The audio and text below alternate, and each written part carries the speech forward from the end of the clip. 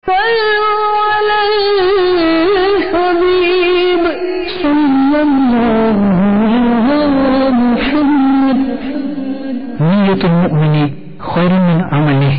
intention of a mu'min, true believer, is better than his action.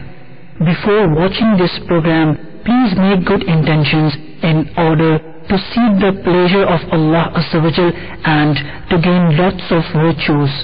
For the sake of gaining the pleasure of Allah Azza wa Jal, I will seek ilm-e-deen. After acquiring knowledge from this program, I will convey it to others as an invitation towards righteousness. I will note down the important points. I will watch this program from beginning to end. Insha'Allah Azza wa Jal. صلو علی الحبیب صلی اللہ علیہ محمد. مجھے اپنی اور ساری دنیا کے لوگوں کی اصلاح کی کوشش کرنی ہے انشاءاللہ عز و جل. میں مبلغ بنوں سنتوں کا خوب چرچا کروں سنتوں کا کرم بہر خاک مدینہ.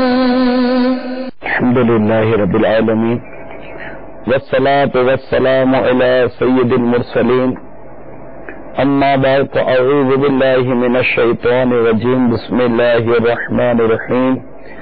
الصلاة والسلام علیک یا رسول اللہ وعلی آلک واصحابک یا حبیب اللہ. الصلاة والسلام علیک یا نبی اللہ وعلی آلک واصحابک یا نور اللہ. مدنی چینل کے ناظرین، درود پاک کی ایک بہت ہی پیاری فضیلت سنا. انشاءاللہ عز و جل اس سے درود پاک کثرت سے پڑھنے کا بھی ذہن بنے گا. چنانچہ فیضان سنت میں امیر علیہ سنت درود پاک کی فضیلت کچھ نقل کرتے ہیں. جس نے مجھ پر 10 مرتبہ درود پاک پڑھا، اللہ تعالیٰ اس پر 100 رحمتیں نازل فرماتا ہے. 10 مرتبہ درود پاک پڑھنے سے 100 رحمتیں ہمیں عطا ہوتی ہیں. سمجھتا ہوں کہ یہ کوئی مشکل نہیں ہے، سوچ بننے کی بات ہے. اگر سوچ بن گئی کہ میں نے درود پاک کی کثرت کرنی ہے تو مواقع بہت، وقت بہت. اللہ تعالیٰ ہمیں درود پاک کی کثرت کرنے کی توفیق عطا فرمائے. صلو علی الحبیب صلی اللہ تعالی علی محمد وعلی آلہ وصحبہ وبارک وسلم. اے ایمان والو، یہ سلسلہ ہمارا جاری ہے.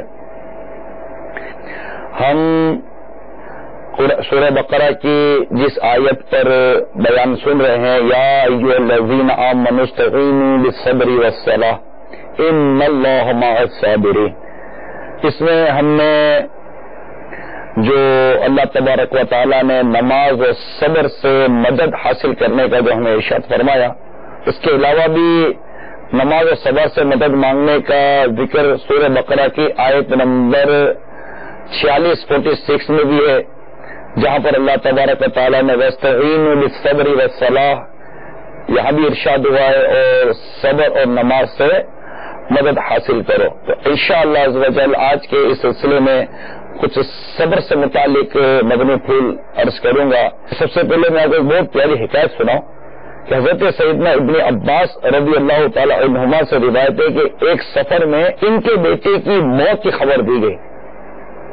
وہ سواری سے اترے، 2 رکعت نماز پڑھی اور انا للہ و انا الیہ راجعون پڑھا، اور فرمایا ہم نے اللہ عز و جل کے اس حکم پر عمل کیا، صبر اور نماز سے مدد حاصل کرو. تو یہ ہمارے حضرت سیدنا ابن عباس رضی اللہ تعالیٰ عنہما جو تھے، یہ کس قدر قرآن پاک کے عامل تھے کہ انہیں جب ان کی بیٹے کی موت کی خبر سنائی گئی تو جیسے قرآن میں ہے کہ جب انہیں کوئی مصیبت پہنچتی ہے تو یہ کہتے ہیں قالو، کہتے ہیں انا للہ و انا الیہ راجعون. تو پہلے انہوں نے وہی آیت کریمہ کا حصہ تلاوت کیا اور پھر واستعینوا بالصبر والصلاۃ اور نماز و صبر سے مدد حاصل کرو. تو انہوں نے صبر اور نماز دونوں سے مدد حاصل کرنے کا بھی ہمیں بیان دیا. تو صبر یہ اللہ تبارک و تعالی نے ارشاد فرمایا ان اللہ مع الصابرین، کہ اللہ صبر کرنے والوں کے ساتھ ہے.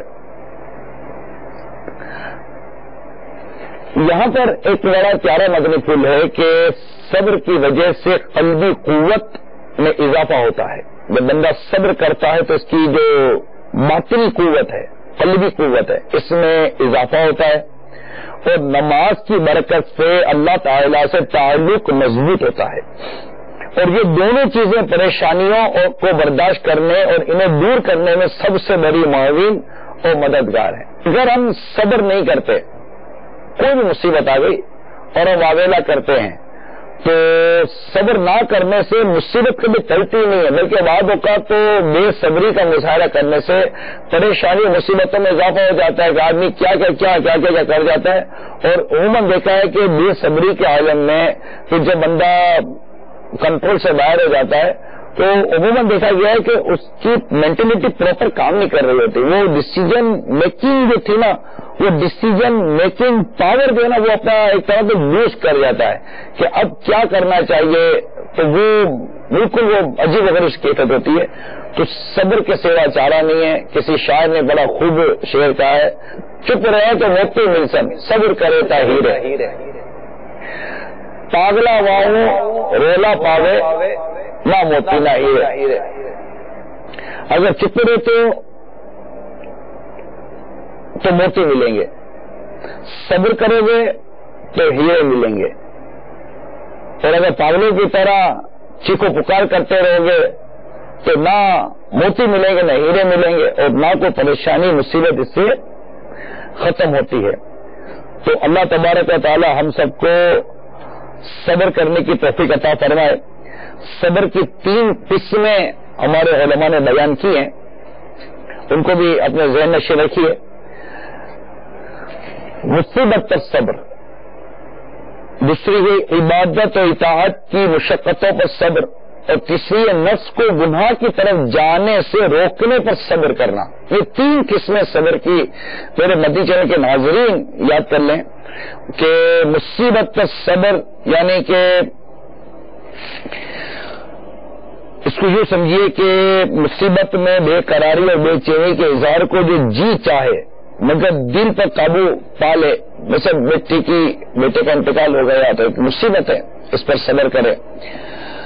اچھا، بیوی بدتمیز ہے، زبان درازی کرتی ہے، تکلیف پہنچاتی ہے، صبر کرے. اگر شوہر تکلیف پہنچاتا ہے تو صبر کرے. ٹھیک ہے، اب یہی ہے، اب توڑ پھوڑ سے کچھ حاصل تو ہے نہیں، صبر کرنے میں فائدہ ہوگا. ہاں، ساتھ ساتھ ایک اصلاح کی صورت بھی پیدا کرتا جائے، نیکی کی دعوت بھی دیتا رہے، اچھی طرح سمجھانے کی کوشش بھی کرتا رہے، تو امید ہے کہ گھر امن کا گہوارہ بن جائے گا اور وہ زبان درازی کی عادت دور ہوگی. اور امید ہے کہ آپ کا صبر ان قریب شکر کی صورت اختیار کر لے گا کہ آپ کا گھر امن کا گہوارہ بن جائے گا. پھر صبر سے شکر کی طرف چلے گا کہ اللہ تیرا شکر ہے کہ تو نے میرے گھر کو امن کا گہوارہ بنا دیا. مگر اس کے لیے پہلے صبر کریں، اور صبر کے ساتھ ساتھ نیکی کی دعوت ہے. وتواصوا بالحق وتواصوا بالصبر. سورہ عصر کے اندر ہمیں اس طرح رہنمائی کی گئی ہے. تو مصیبت پر صبر کرنا چاہیے. چوری ہو گئی، ڈاکہ پڑ گیا، جو اس کے ایک بیسک فارمیلٹیز ہیں، جو ایک معاملات ہیں جو آپ اس کے لیے کارروائی کرنا چاہتے ہیں قانونی طور پر، یا جو بھی ایک اپنی جگہ پر ہے، لیکن چیخو پکار واویلا کرنا اس سے کوئی حاصل نہیں ہوگا. تو اس پر صبر کریں. مصیبت پر صبر یہ پہلا تھا. عبادت و اطاعت کی مشقتوں پر صبر کرنا، یہ اس کو دوسری جیسے سردی کا موسم ہے اور ٹھنڈا پانی ہے، گیزر بھی نہیں کام کر رہا یا گیزر نہیں ہے، ہر ایک کے یہاں گیزر تو ہوتا نہیں ہے، اب فجر کی نماز پڑھنی ہے، ٹھنڈی ہے، تو اب یہ جو اطاعت اور عبادت پر جو ہم جو مشقت جو آئے گی اس مشقت پر صبر کرنا پڑے گا. جیسے روزہ ہے، پیاس بھی لگی ہے، بھوک بھی لگی ہے، صبر کرتا ہے نا. تو یہ عبادت اور اطاعت پر بھی صبر، یہ ایک صبر کی قسم ہے. صبر سے مصیبت پر نہیں ہوا کرتا. اس کے ساتھ ہی صبر کی جو تیسری قسم یا بیان ہوئی وہ تھی نفس کو گناہ کی طرف جانے سے روکنے پر صبر کرنا. جیسے کہ ہم دیکھتے ہیں کہ کوئی حرام کے پیسوں سے عیش کر رہا ہے، موج ہے اس کی، ہم کہتے ہیں یار اس کی بڑی موج لگی ہوئی ہے، حرام کے پیسوں پر دیکھو یہ یار کیسے کیسے مطلب کہ ترکیبیں بناتا ہے. تو اب ایسے موقع پر ہمارا بھی دل عیش کرنے کو چاہتا ہے, تو اب دل کو حرام کی طرف جانے سے روک لینا یہ بھی صبر ہے. اور یہ تو بہت زیادہ مطلب کہ ہمارے کلچر میں عام ہے.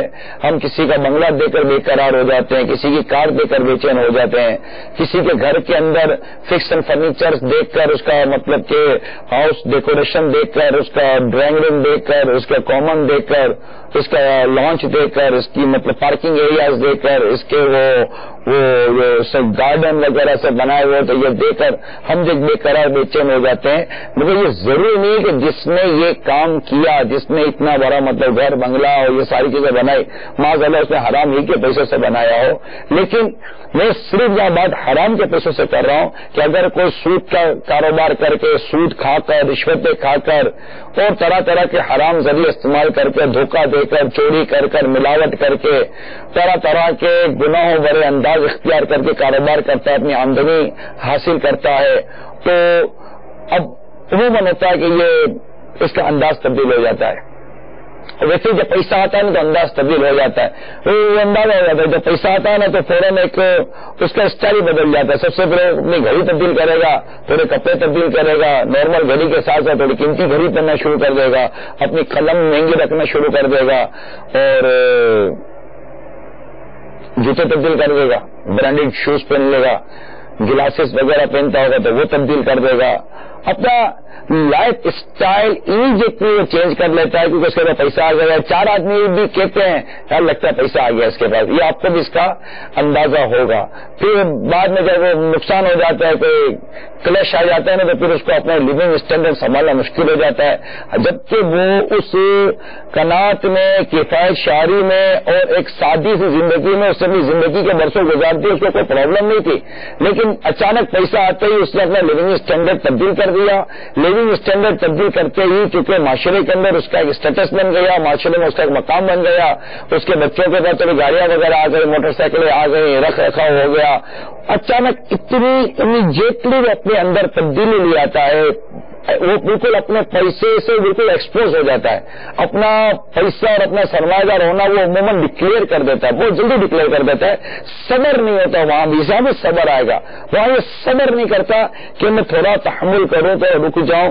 کیا ضرورت ہے کہ میں مطلب کہ کھائی نہ کھائی اپنی سہولیات کے ساتھ ساتھ اپنی ہوس کا بھی اظہار کرنا شروع کر دوں اور خواہشات کو یہ ڈکلیئر کر دوں. اس سے ایک اور نقصان جو میرے ذہن میں آ رہا ہے, میرے مدیجے کے ناظرین کو میں عرض کر دوں کہ اس سے ایک اور نقصان جو مجھے لگتا ہے, آپ کے بہت جلدی حاسد پیدا ہو جاتے ہیں.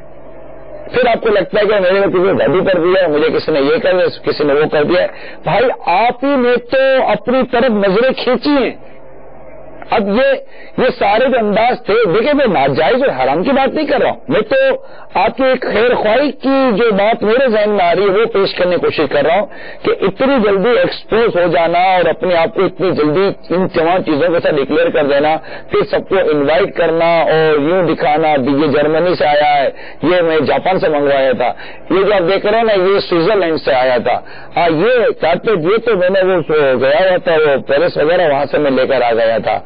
اور یہ سارے یہ جتنا باتھ روم ایسیسریز دیکھ رہے ہیں نا, یہ ساری میں نے امپورٹ کی بھی کنٹینر آیا تھا تو میں نے پورے کو پورا پرچیز کر لیا تھا. اب آپ یہ ساری باتیں بتا رہے ہیں 100 آدمی کو 10 آدمی کو, اور یہ ساری جو دکھا رہے تو اچھی بری نظر والے تو ہے نا, نظر بد حق ہے, نظر بد یہ حق ہے, لیکن آپ سے صبر نہیں ہو رہا, آپ رک نہیں پا رہے. آپ کو بٹھانا بہت ضروری ہے کہ یہ جو آپ میرا مطلب یہ جو فرنیچر دیکھ رہے ہیں یہ سارا مطلب کہ وہ فولڈنگ فرنیچر ہے, یہ میں نے فلاں ملک سے امپورٹ کیا ہے, یہ لوکل پاکستانی ہے.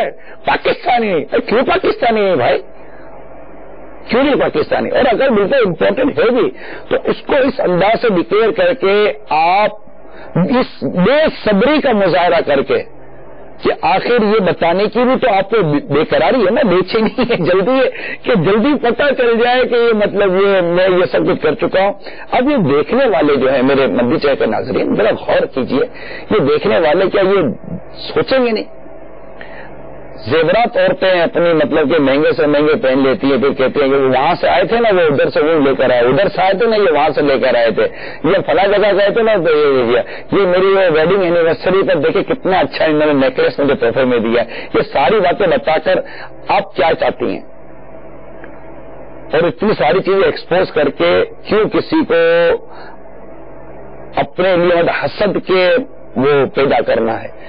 دیکھیں میں ایک بار پھر کر دوں، میں یہاں ناجائز حرام وغیرہ کی بات نہیں کر رہا، حکم شریعت کے حوالے سے میں کوئی ایسی باتیں نہیں کر رہا.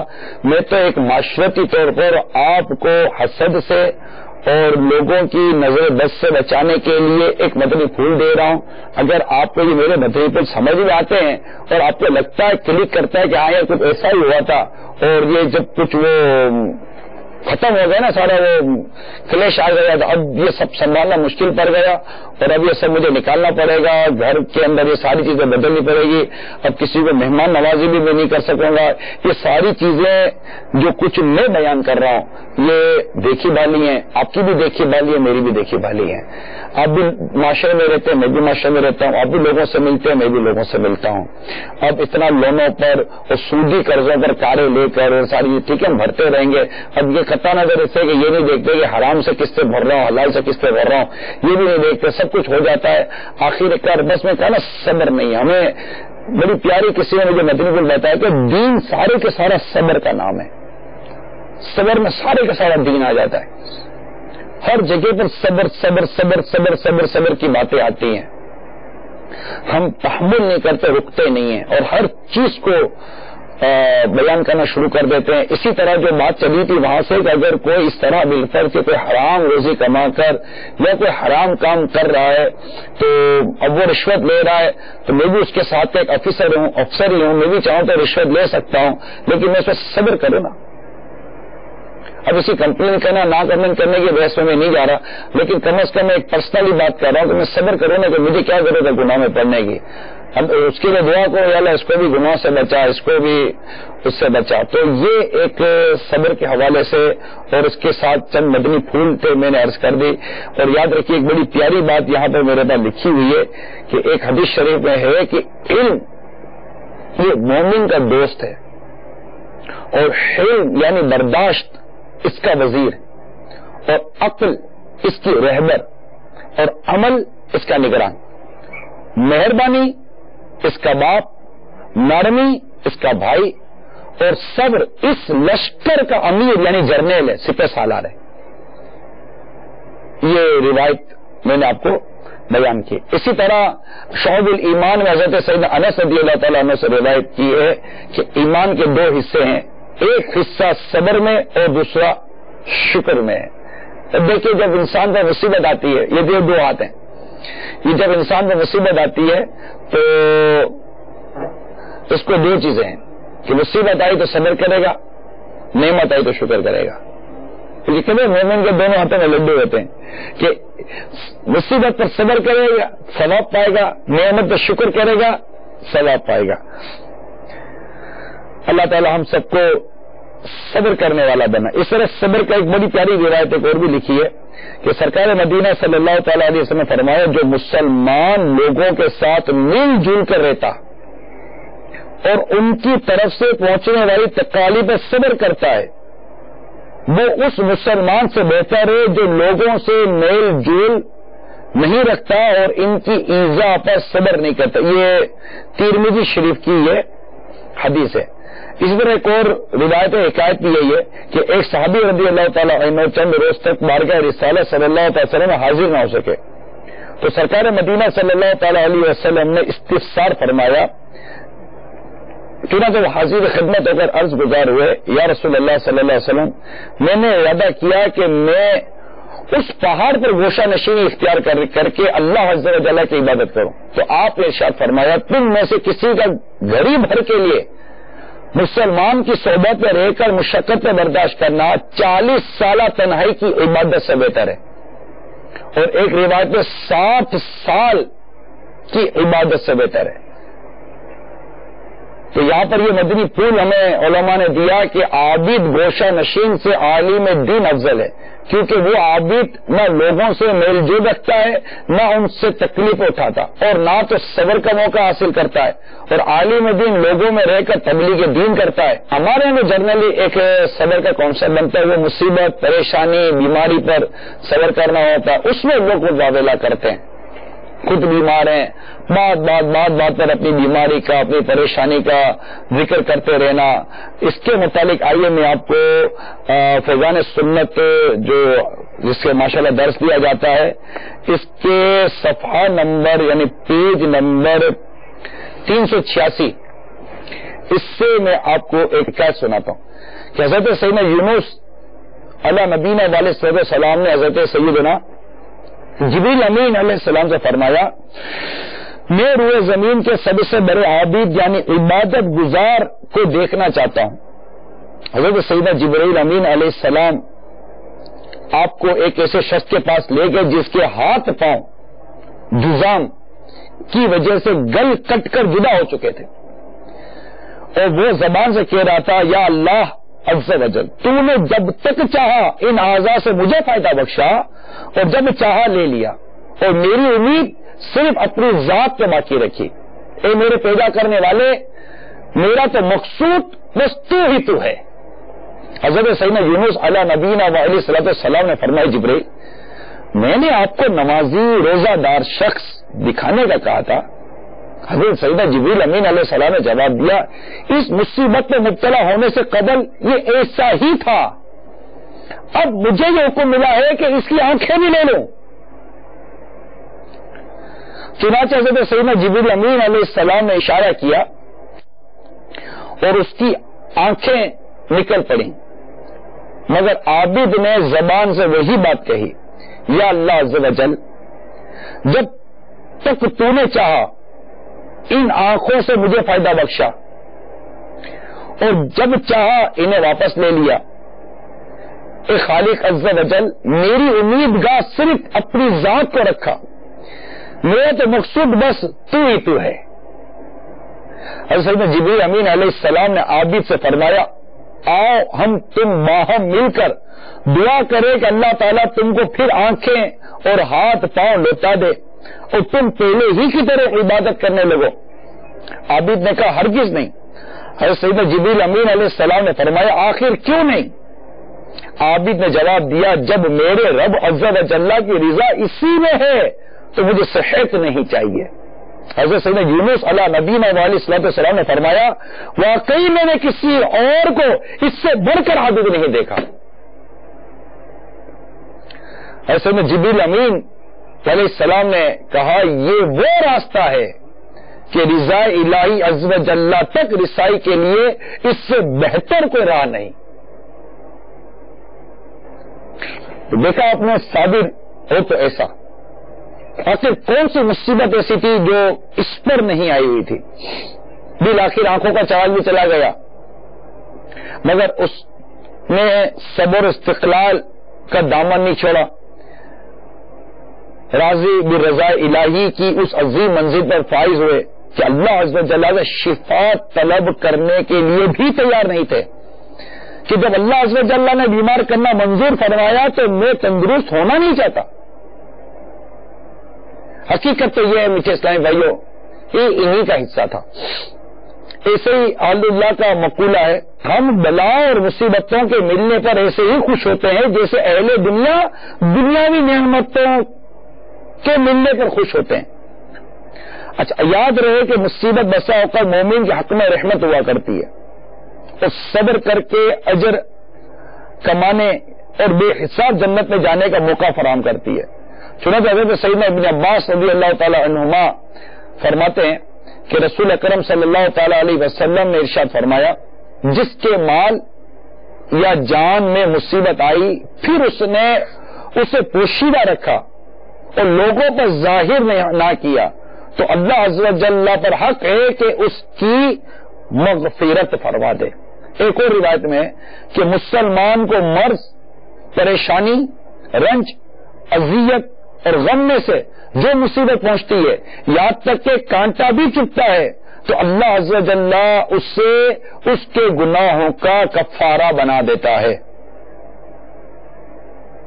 تو اللہ تعالی ہمیں صبر کرنے کی توفیق عطا فرمائے، اور اس صبر پر جو اجر ملتا ہے نا، اگر اس اجر پر نظر ہو تو مصیبت جو آئی ہے اس پر جو تکلیف ہو رہی ہے یہ تکلیف بھی آسان ہو جاتی ہے.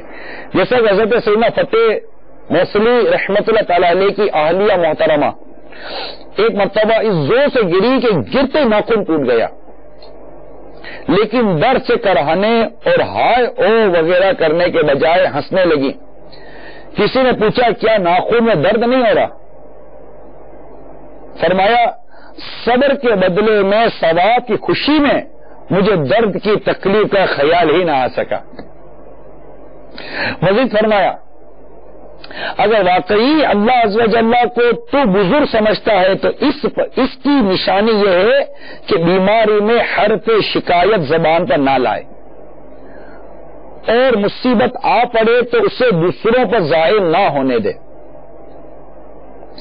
کیونکہ بلا ضرورت اس کا اظہار بے صبری کی علامت ہے. جیسا کہ آج کل معمولی نزلہ زکام یا درد سر ہو جائے تو لوگ ہر ایک کو کہتے پھرتے ہیں. نزلے کا تو بہت عجیب و غریب حال ہے.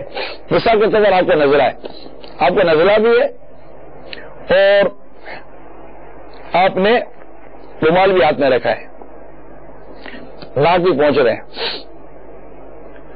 ناک بھی پہنچا، رومال بھی ہاتھ میں، نزلہ بہت ہو گیا یار. میرے بھائی نزلہ نظر آ رہا ہے، اب نزلہ نظر آ رہا ہے، پھر بھی بتا رہے کہ نزلہ بہت ہو گیا.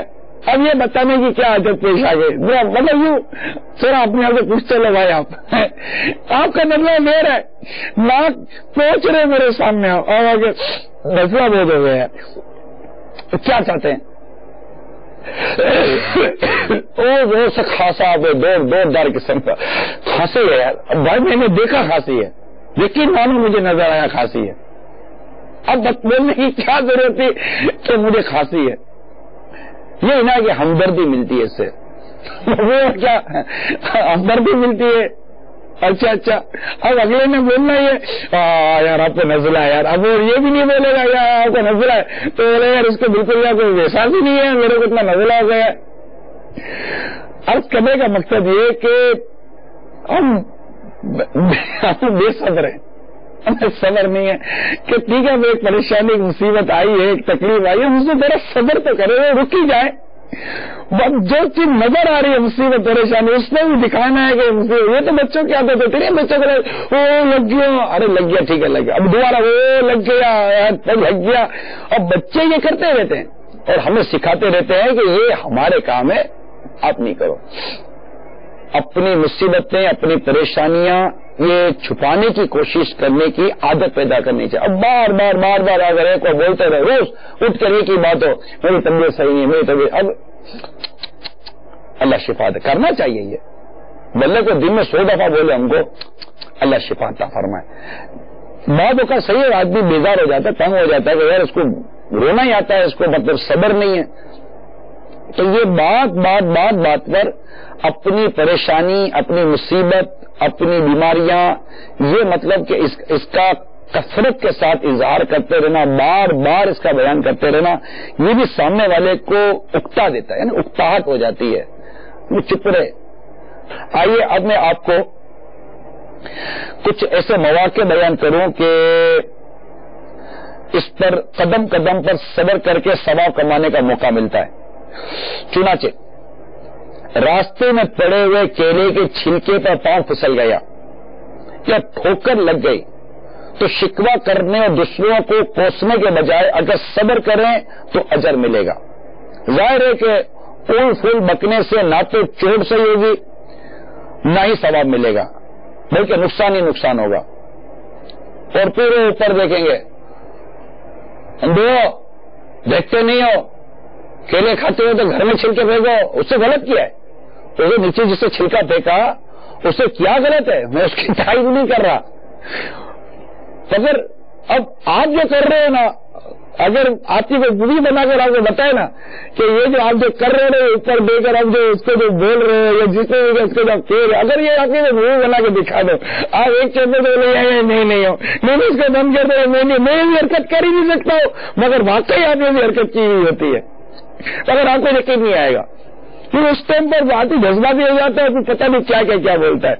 यही आप अब उस पर गौर करते जाइए। इसी तरह राह चलते किसी को धक्का लग गया, बजाय उससे उलझने के सब्र कर लिया जाए, अब आप उलझोगे, अंधा है देखता नहीं है, अब वो भी अगर 2 कदम आगे हुआ तो देखता तो हूं, तुझे चलना नहीं आता, मुझे चलना नहीं आता, अब वो लड़ाई झगड़ा और फिर गलम गोले पता नहीं क्या करेंगे।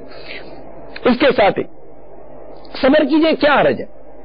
किसी गाड़ी से टकरा गए, गाड़ी चलाने वाले ने कोई बात उल्टी सीधी कह दी, हम राह चल रहे थे, सड़क पर ट्रैफिक जाम हो गया, सख्त गर्मी भी है, हॉर्न की आवाजों से कान फटे जा रहे हैं, ऐसे में लोग बहुत ज्यादा बड़बड़ाते, गालियां बकते, हालांकि ऐसा करने ट्रैफिक बहाल नहीं हो जाता। काश जरा खामोश रहते तो सब्र करने का तो सवाब मिल जाता। अभी भी ये बहुत मनाजिर रोडों पर होते होंगे, तो अब गाड़ी लग गई, किसी ने मोटरसाइकिल वाले ने मार दिया, गाड़ी से उतरेंगे। तो ये अंदाज होता है, ये क्या करते हैं कि लोग गाड़ी से उतरते हैं, गाड़ी का दरवाजा खोलेंगे और दरवाजा खोलने के बाद उतरेंगे, उतर के फिर देखेंगे, फिर उसको देखेंगे, अंधे हो, नजर नहीं आता, क्या हाल कर दिया गाड़ी का।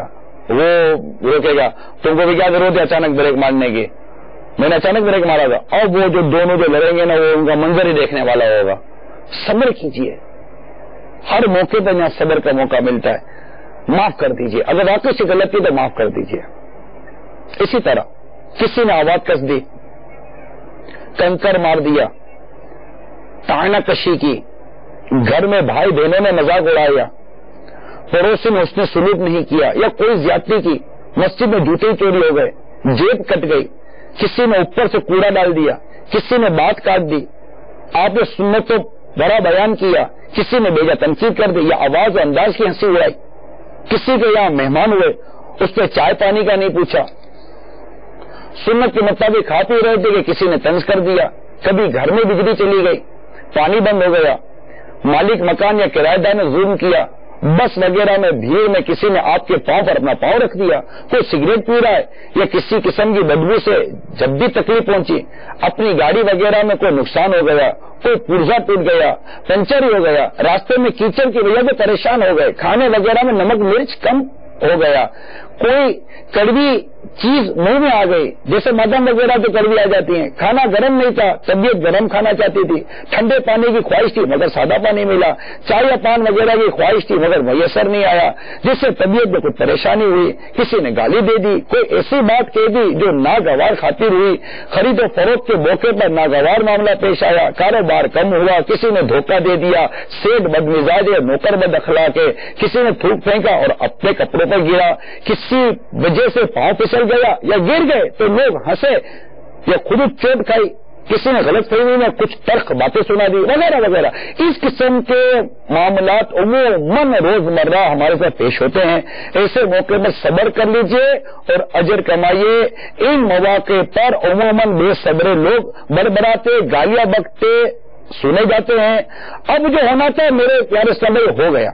बेजा बेसब्री का मुजाहरा करने से तकलीफ या परेशानी दूर नहीं होती, फिर सब्र करके अजर क्यों ना कमाएं, अजर क्यों जाया करें। आदमी हौसला हारे ना परेशानी में, हर बना काम बिगड़ जाता है नादानी में, डूब सकते ही नहीं मौजों की तुगयानी में, जिसकी किश्ती हो मोहम्मद की निगहबानी में। सल्लु अलल हबीब सल्लल्लाहु तआला अला मुहम्मद। अलगर्ज मेरे प्यारे और मीठे इस्लामी भाइयों, यकीनन इसके साथ और बहुत सा मवाद है। अंबिया कराम अलैहिमुस्सलाम की अगर हम सीरत का मुताला करते हैं, सब्र ही सब्र है।